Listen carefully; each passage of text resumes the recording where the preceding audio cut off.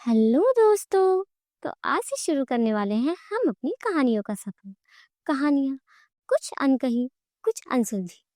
तो ये कहानी है मोहन की। मोहन एक 15 साल का लड़का था जब वो अपने घर से भाग आया था। बात कुछ यूं थी कि मोहन के घर पे उसे बहुत ज्यादा मारा पीटा जाता था। वह छोटी से छोटी या बड़ी से बड़ी गलती करता था तो उसे उसका हर्जाना भुगतना पड़ता था, जिस वजह से एक दिन मोहन का किसी एक लड़के से झगड़ा हो गया और झगड़े में ही मोहन का उस लड़के ने गला पकड़ लिया। मोहन ने बचाव के लिए उस लड़के को सर पे मारा, जिस वजह से उसके सर से खून बहने लग गया। खून बहता देख मोहन घबरा गया और मोहन जल्दी से जल्द घर भागकर आ गया। अब उसे पता था कि उसके साथ क्या होने वाला है। घर वालों को जैसे ही पता चलता है कि मोहन क्या करके आया है, उसके घर वाले उसे बहुत मारते हैं, बहुत पीटते हैं, जिस वजह से मोहन बहुत ज्यादा दुखी हो जाता है। और उस दिन मोहन ठान लेता है कि वो इस घर में नहीं रहेगा। अब मोहन घर से भागने का सोचता है और शाम होते ही वो घर से भाग जाता है।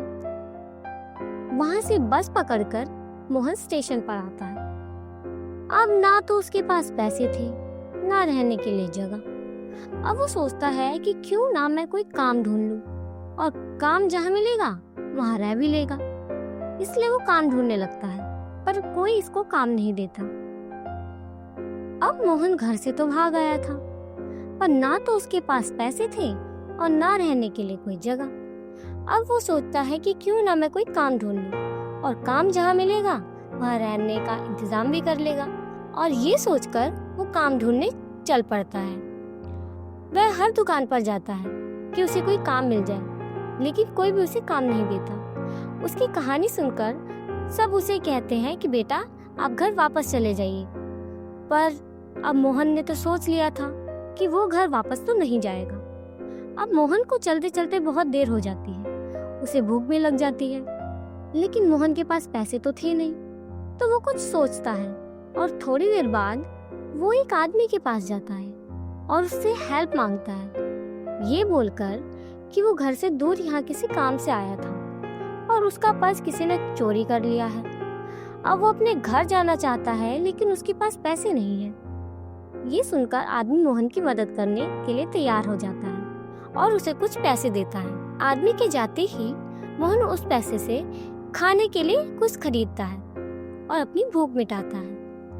अब उसका पेट तो भर गया था, उसे रहने का इंतजाम भी करना था। स्टेशन के पास ही एक पार्क होता है, जहाँ एक छोटा सा एक मंजिला ऑफिस बना होता है।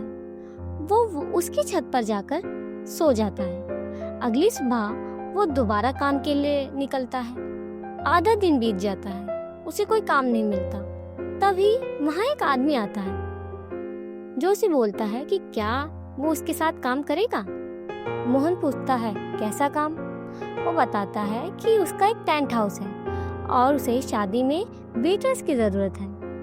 मोहन काम के लिए मान जाता है और उसके साथ चल पड़ता है। रात को मोहन शादी में काम करने जाता है और वहीं पे खाना खाकर वापस अपने मालिक के साथ उसके टेंट हाउस लौट आता है। मालिक उस टेंट हाउस में एक और काम करते थे, वो था रेडियो रिपेयर का। मोहन ये देखता है और बोलता है कि मालिक मुझे भी ये काम करना है, क्योंकि शादियों का काम रोज तो होता नहीं है, जब सीजन होता है तभी काम होता है। अब मालिक भी मान जाता है कि ठीक है। अब मोहन वहीं पे काम करता, वहीं पे रहता और वहीं पे खाता पीता। मोहन को बचपन से ही रामलीला देखने का बड़ा शौक था। वहाँ उस समय एक रामलीला हो रही थी। मोहन को जब ये बात पता चलती है तो मोहन बहुत ज्यादा खुश हो जाता है। रामलीला मोहन की काम वाली जगह से करीब 3-4 किलोमीटर दूर हो रही थी, लेकिन उसका मन था तो वो सोचता है कि काम खत्म होने पर वो वहाँ जाएगा।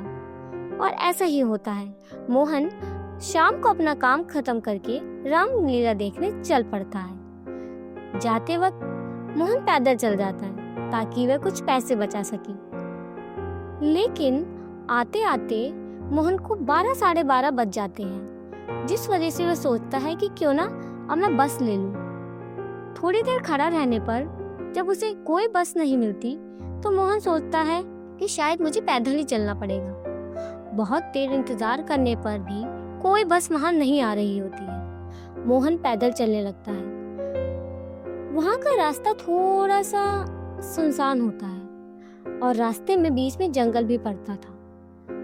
तो रास्ता तो बहुत सुनसान था, लेकिन मोहन सड़क किनारे ही चल रहा था। अब मोहन को थोड़ी देर ही हुई थी कि चलते चलते उसे अपने पीछे से किसी के पायल की आवाज आती है। वो थोड़ा ठहर जाता है और पीछे मुड़कर देखता है। जैसे ही वो पीछे मुड़ता है उसे वहां कोई नहीं दिखता। वो सोचता है कि शायद उसके कान बज रहे हैं और फिर से चलने लगता है।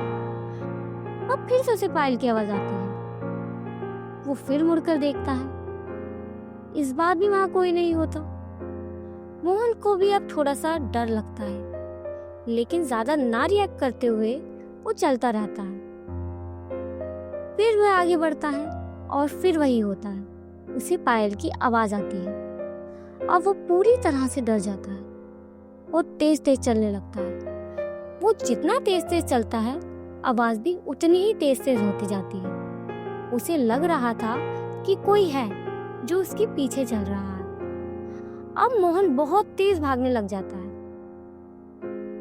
लेकिन वो आवाज भी पीछे पीछे ही आती जाती है। थोड़ी देर बाद वो देखता है कि अब वो भागते भागते बहुत दूर आ गया है और आवाज भी आना बंद हो गई है।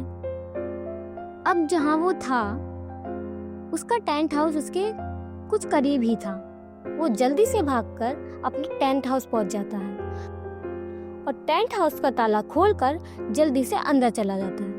अब उसके दिमाग में लगातार वही सारी बातें चल रही थी कि आखिरकार वो कौन था। अब वो थोड़ा सा रिलैक्स होता है, दुकान की छत पर चला जाता है सोने के लिए, क्योंकि वो पूरे दिन का थका था। तो वो भी पढ़ते ही सो जाता है। अब दुकान की लोकेशन देखी जाए तो दुकान के सामने एक बाजार लगता था और दुकान के पीछे एक रेलवे स्टेशन था, जिससे रेल की पटरी आराम से दिखाई पड़ती थी। अब मोहन जहाँ सोया होता है वो बाजार वाली साइड होती है। एक और बात, उस छत पर रेलिंग नहीं थी, तो गिरने का खतरा बना रहता था।